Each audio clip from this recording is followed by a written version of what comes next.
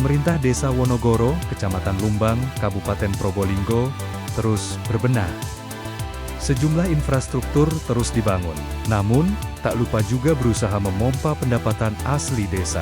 Salah satunya melalui Badan Usaha Milik Desa atau BUMDes. Ketahanan pangan dan kesehatan menjadi salah satu prioritas pembangunan pemerintah Wonogoro. Pemerintah desa terus berusaha menggali pundi-pundi rupiah untuk mendongkrak PDS. Program ini direalisasikan melalui BUMDes.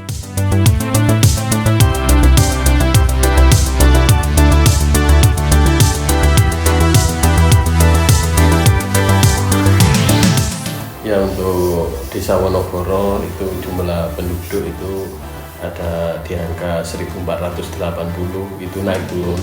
Jadi itu memang ya mungkin dari faktor program KB yang benar-benar jalan gitu. Jadi terus mata pencaharian atau pekerjaan dari warga kami itu yang mayoritas itu petani sama peternak, peternak sapi, terus kambing juga. Itu juga ada swasta, wira swasta, juga ada yang bekerja di pelaku wisata.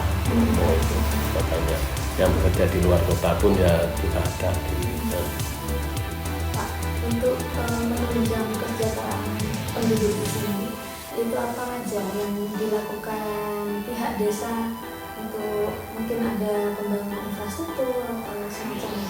Ya, kita itu memprioritaskan dari awal dari infrastruktur ya. Jadi semenjak saya menjabat awal itu infrastruktur yang masuk ke jalan-jalan di dusun yang agak yang jalan-jalan pertanian itu yang sebelumnya tidak bisa dilewati oleh bahkan sepeda pun tidak bisa, itu sekarang itu banyak yang sudah bisa dilewati oleh mobil.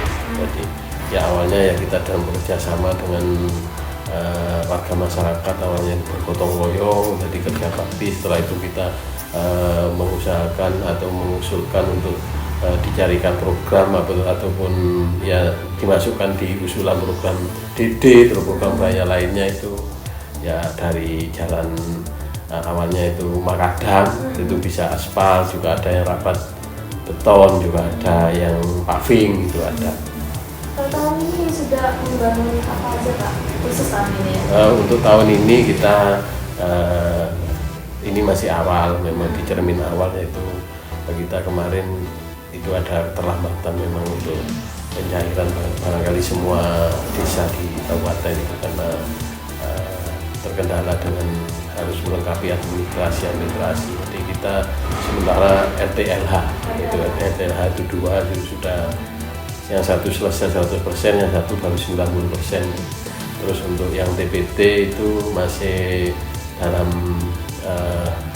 dropping bahan-bahan. Jadi di situ batu-batu itu sudah ada, semen juga ada, juga besi juga ada, sudah tinggal kita itu rencana ini mulai pelaksanaannya. Mulai pelaksanaan juga ini nunggu apa itu, kalau di sini itu menyesuaikan dengan bisanya tukang, juga ada hari baiknya kan gitu, biar lancar. Siap. Untuk menggali fondasi biasanya cari hari baik gitu. Iya. Pak, kalau yang RTLH itu kondisi sebelum dilakukan renovasi atau pembangunan itu seperti apa? Kondisinya itu yang satu itu berupa rehab, yang awalnya itu ya memang huniannya kurang layak lah. Di situ itu ya kelihatan yang bawahnya itu masih tanah, terus ada yang kayak dinding-dindingnya itu berlubang, bolong-bolong dan lain-lain. Itu sekarang sudah bisa direhab, alhamdulillah ya, mulus lah. Terus ada yang mulai dari nol, karena yang mulai dari nol yang satu itu kita maunya ya, kita sebenarnya dengan anggaran yang seperti itu kan cuma 17.500 itu kan yang jelas kalau mulai dari nol kan tidak cukup. Tapi ya mau gimana lagi, memang kemarin dilihat kondisinya sudah hampir mau dilihat, mau dibongkar, itu ternyata sudah rapuh semua, ya bongkar total yang satu itu. Harapannya dengan adanya program itu untuk warganya gimana? Ya dengan harapan paling tidak warga yang selama ini rumahnya itu tidak layak untuk dihuni. Itu setelah ada program ini warga itu bisa menikmati ya untuk ya rumah yang sehat gitu, dengan harapan rumah yang sehat, terus ya rumah yang layak untuk dihuni, semuanya sudah di plester bawah, terus semua pakai tembok yang jelas dalam kondisi rumah itu yang paling enggak itu masuk kriteria menjadi rumah sehat lah gitu untuk dihuni, intinya. Karena kesehatan nomor 1 Pak ya. Iya, iya. Nah nanti kalau PPT-nya itu sudah selesai Kak, kita pindah ke PPT itu Pak ya. Iya, iya. Kalau misalnya sudah selesai nantinya akan dibangun apa Pak? Oh ya, untuk TPT itu setelah TPT itu nanti akan dibangun gedung posyandu. Gedung posyandu yang selama ini posyandu itu masih numpang di balai desa ini. Jadi numpang di balai desa ini. Nah setelah ini kan nanti dibangun gedung posyandu, dan di situ dengan harapan nantinya untuk masyarakat itu semakin sadar untuk berpartisipasi, karena yang memang kesehatan itu sangat penting. Posyandu itu sekarang kan namanya itu berubah menjadi posyandu ILP. Jadi di situ ada posyandu untuk balita, untuk anak-anak, untuk bumil, ibu hamil itu, remaja sama lansia gitu. Ya, Pak, kalau untuk BUMDesnya sendiri ketahanan pangan di sini bergerak di apa Pak? Nah, untuk ketahanan pangan ini dalam perencanaan kemarin kita melanjutkan ke program yang sudah ada. Jadi kita itu di situ ada pengubukan sapi dan juga ada sapi perah. Tapi rupanya itu yang agak lebih prospek lah untuk itu di pengubukannya.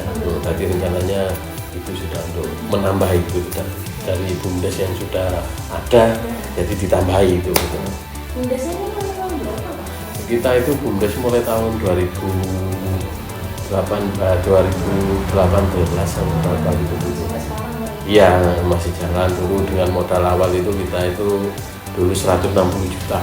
Nah, itu ada untuk kambing plus kandang. Nah, tapi ya alhamdulillah sekarang dengan usaha yang jatuh bangun, kalau itu kambing kita ya merugi, tapi untung rugi. Setelah itu kita coba di sapi, ya alhamdulillah jalan lagi. Tapi Dan penggemukan itu mulai tahun ini atau sudah beberapa tahun sudah beberapa tahun setelah dari kambing sampai 2020.